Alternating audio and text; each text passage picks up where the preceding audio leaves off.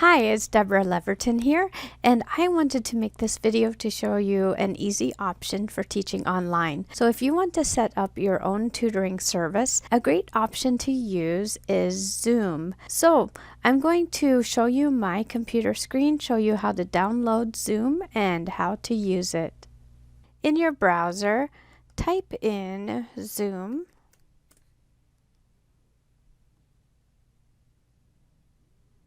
So you're going to see you want the link that says zoom.us and click on that. So when you come to the Zoom website, you can go up here to resources and either download the Zoom client right here, or you can host a meeting right on the website. You would want to choose video on. I prefer to actually have the Zoom app on my computer, and I already did this link here to download the Zoom client. So if I go down here to my computer, I can actually bring up my Zoom app, and it's going to open here in just a minute. It says Zoom, join a meeting. You might get a pop-up here, and it says to launch Zoom. So mine, I signed up under Facebook, so it already has my information in here as my picture, my name. So if you were over here on Zoom, you could sign up here. It's free. So sign up.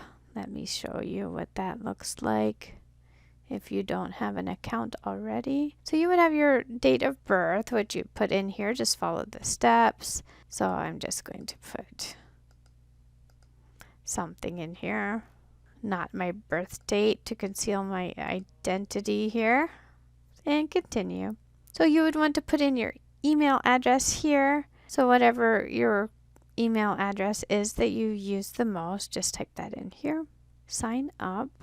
Or you can use Google, Facebook, anything that you currently use that's easy for you. So they'll send you an email, and you can go to your email account, click on your confirmation link so that you can use Zoom. Like I said, I prefer to have the Zoom app on my computer just because it's easy to use. And we're going to launch Zoom. If I wanted to set up a class for one of my students, I'm just going to click schedule right here.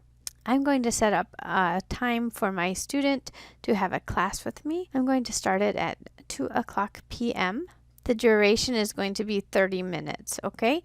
And this could be a recurring meeting if it is a time that you will meet that student every week. Just hit recurring meeting, and it will generate a meeting ID for you right here. So if you see this personal meeting ID 365-132-5726. So the Zoom meetings always have an ID that is set up. It's almost like a phone number. And here is a waiting room. So the waiting room means that when your student arrives, you will have to let them join the meeting. And it's kind of a safe thing these days, just in case someone might hack into your account and get into a meeting that you don't want them to be in. So I would want my video to be on, and I'm going to save my meeting here. So I can copy this to my clipboard, and I would copy this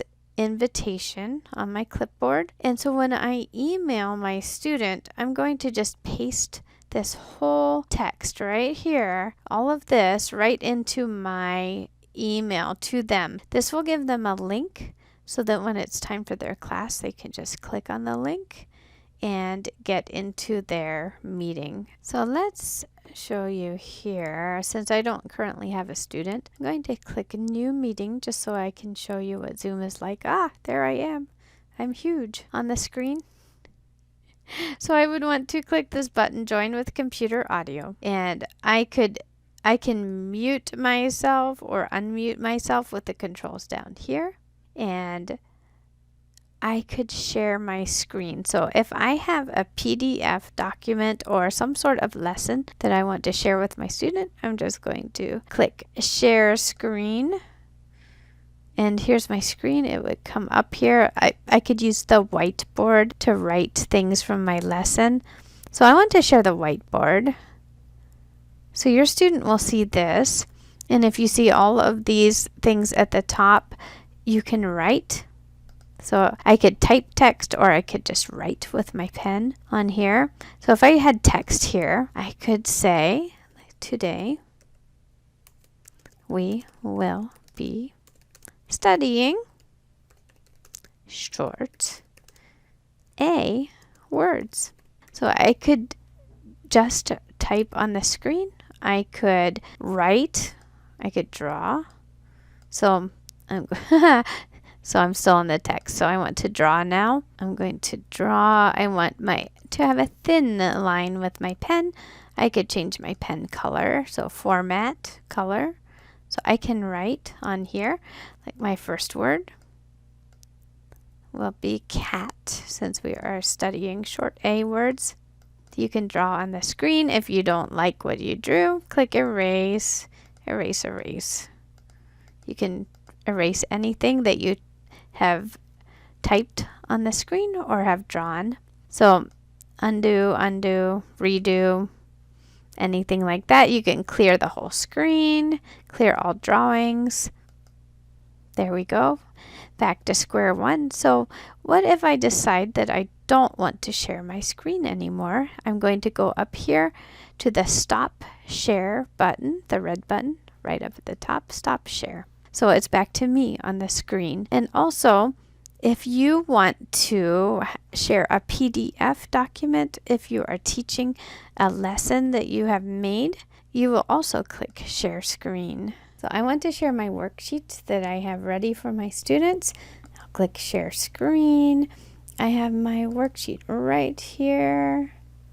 Share.